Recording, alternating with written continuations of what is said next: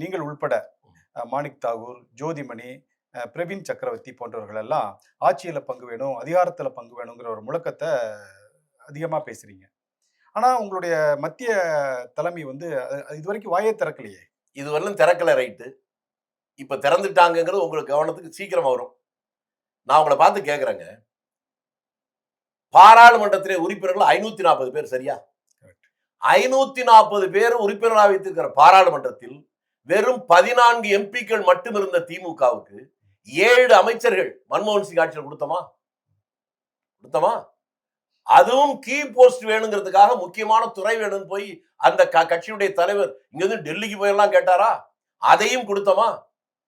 அப்படி பெருந்தன்மையோடு தோழமையை மதித்து செய்த அந்த காங்கிரஸ் கட்சி 540 உறுப்பினர்களை 14 உறுப்பினர்களை வைத்திருக்கும் போது 7 பேருக்கு மந்திரி சபை கொடுத்த அந்த காங்கிரஸ் கட்சி வெறும் 234 உறுப்பினர்கள் சட்டமன்றத்தில் 18 எம்எல்ஏக்கள் இருக்கிற எங்களுக்கு ஆட்சியில் ஒரு 4 மந்திரி கொடுன்னு கேட்டா அது என்ன எப்படி தப்புன்னு சொல்றீங்க?